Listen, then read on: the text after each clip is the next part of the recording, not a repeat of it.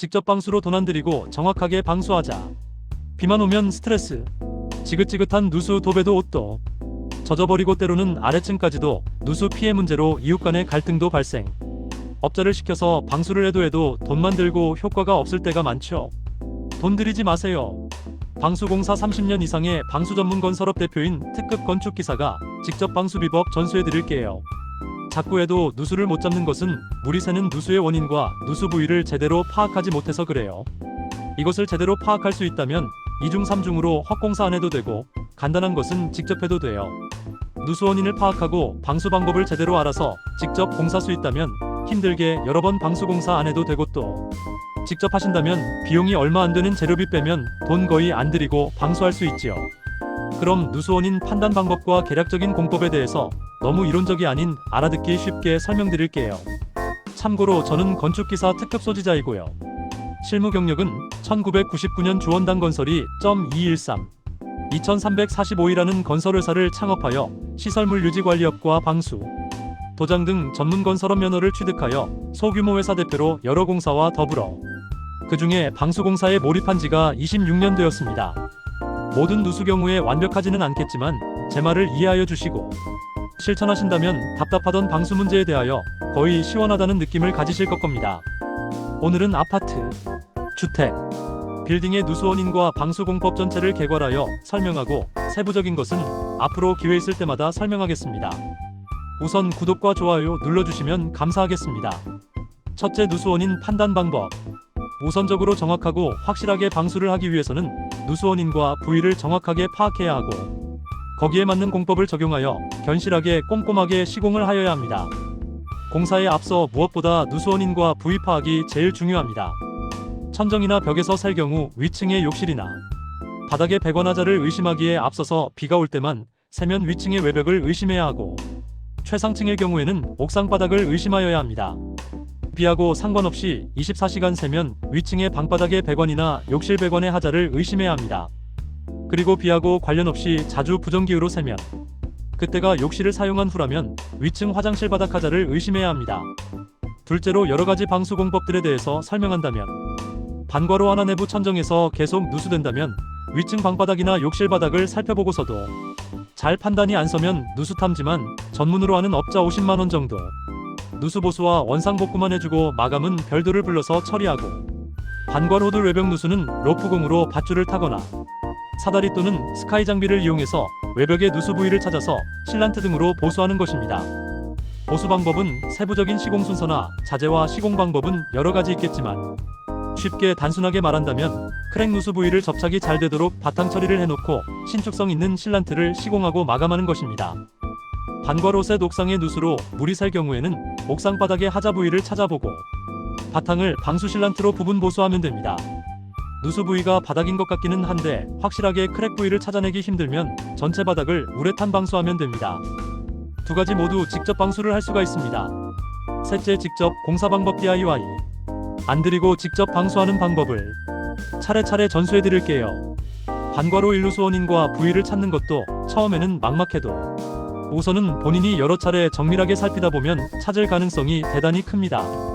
참고로 물이 새서 나오는 부위가 누수 원인 부위와는 꼭 반드시 일치하지는 않습니다.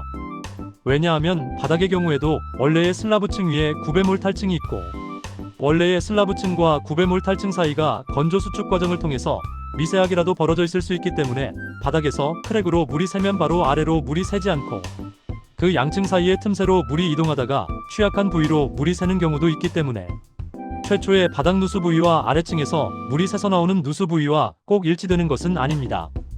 반괄호 2옥 상방수의 경우에는 요 근래에 과거의 몰탈 방수가 아닌 신축성 있는 우레탄 일종의 고무성 분방수 방법을 거의 사용합니다.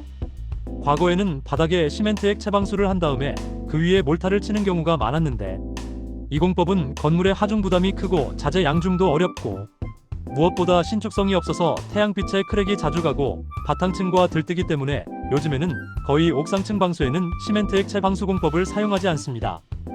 요즘 방수 공법의 대세가 된 지 꽤 오래되었습니다만 옥상 방수에 우레탄 방수를 주로 사용하고 있고 한 걸음 더 나가 최근에는 우레탄 방수 공법에 부직포나 시트 등을 함침시켜서 소위 복합 방수 공법을 특허를 내서 사용하기도 합니다.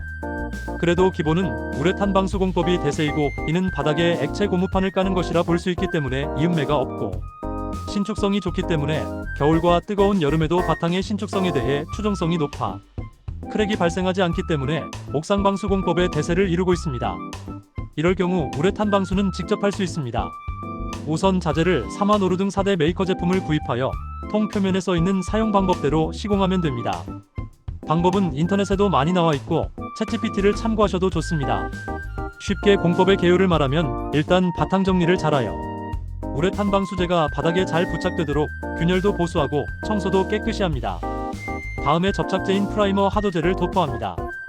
다음에는 주 방수제인 중도제를 도포합니다.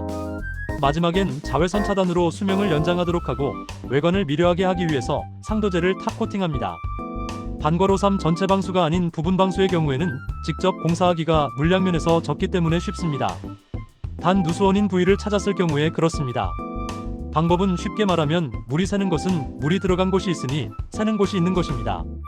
부분 방수를 쉽게 간단히 말하면 누수가 의심되는 곳에 방수 실란트를 구입하여 실리콘총으로 쏴넣고 마무리 기구 고무헤라로 잘 펴고 누지르면서 마감질하면 됩니다.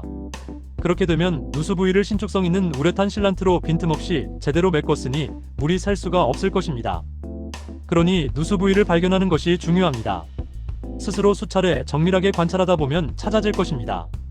반괄호3 크랙 보수 공법. 바닥이나 외벽의 경우 그 크랙을 보수하는 방법을 크랙을 메꿔주는 것입니다. 크랙이 미세하면 표면 처리 공법으로 실란트를 짜놓고 그 표면 부위를 고무 실리콘 헤라를 이용하여 눌러주면서 훑는 방법으로 마감질합니다. 크랙이 3mm 이상으로 크면 바닥 같으면 그라인더로 비커팅을 해주고 실란트를 시공해야 되겠지만 외벽의 경우 밧줄을 타고 하는 비커팅 과정상 위험한 경우가 많아 특별한 경우가 아니라면 프라이머 접착제를 바른 다음에 실란트를 시공해도 무방합니다. 아니 바닥의 경우에도 그라인더가 없거나 사용하기 어려우면 크랙 부위를 부식된 것은 긁어내고 깨끗이 청소한 다음에 프라이머 하도제를 바른 다음에 시공하면 그라인더로 커팅 작업을 하지 않아도 무방합니다. 반괄호4 크랙 보수를 위해서, 즉 누수 시작 부위에서 보수가 원칙이지만 시공의 어려움이나 누수 부위 발견이 어려울 경우에는 누수되는 부위에 역으로 추적하는 공법으로 시공할 수도 있습니다. 과거에는 크랙 부위에 방수 몰탈이나 실란트로 크랙선을 따라 그 위에 두툼하게 발라주었지만 최근에는 특수 공법 중 우레탄 발포지수 공법이라고 하기도 하고 그라우팅 공법이라 하는 공법을 사용합니다. 그러나 기둥 크랙과 같이 하중을 받는 곳이나 중요 부위로 크랙이 미세할 경우에는 일종의 주사기 모형의 에폭시 주제, 경화제를 혼합하여 주입제를 넣어 주입하는데 이를 인젝션 공법이라 합니다. 반괄호 이상과 같이 옥상 전체의 경우에 우레탄 방수는 어렵지 않습니다. 방수제 판매처에서 상세히 물어보고 우레탄 방수제 말통에 상세하게 공법이 써 있으니 그대로 해도 됩니다. 참고로 전문적인 시공인 경우에는 중도제를 2회 바르고 주제, 경화제의 2액형을 사용하는데 가정집 정도의 경우에는 1액형이 나와 있어서 혼합하기 위해서 믹서기가 필요 없으니 간단합니다. 겸용 로라와 분만 있으면 된다. 또한 부분 방수 경우에도 직접 시공하는데 특별히 어려울 것이 없습니다. 누수 부위와 원인만 찾아내면 부분 방수도 직접 실란트를 이용하면 가능하고, 단 특수 공법은 장비도 필요하니 별도로 업자에게 맡겨도 큰 돈이 드는 것은 아닙니다. 이상에서 말한 내용들을 전혀 모르고 방수업자를 부르면 공사를 잘못하여 헛공사를 하는 경우도 많고 공사 부위를 너무 넓게 잡아 공사비가 쓸데없이 부풀려지기 일쑤입니다. 방수를 비용 들이지 않고 효과적으로 잘하려면 왜가 필요하다. 왜? 어디서 세지? 왜 이 공법을 쓰지? 왜 이 자재를 쓰라 하지? 등을 생각하면서 하면 효과적인 직접 방수를 할 수 있을 것입니다. 100번 듣는 것보다 한 번 보는 것만 못하다는 백문이 불여 일견이라는 속담이 있지만 저는 백문이 불여 일천이라 말하고 싶네요. 100번 듣는 것보다 한 번이라도 직접 실천해보는 것이 낫다고 본다. 이상과 같이 원리를 알면 직접 방수를 할 수 있고 설령 방수업자를 시키더라도 정확한 방수와 비용을 절감할 수 있을 것입니다. 또한 방수를 직접 시공한다면 그러면 직접 방수에 자신감이 생기고 직접 방수로 제대로 방수하고 비용도 확 줄일 수 있게 될 것입니다.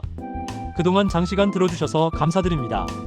앞으로는 기회가 된다면 방수 과정의 부분별 과정을 세부적으로 원리와 공사 방법을 설명해 드릴게요. 렛츠고!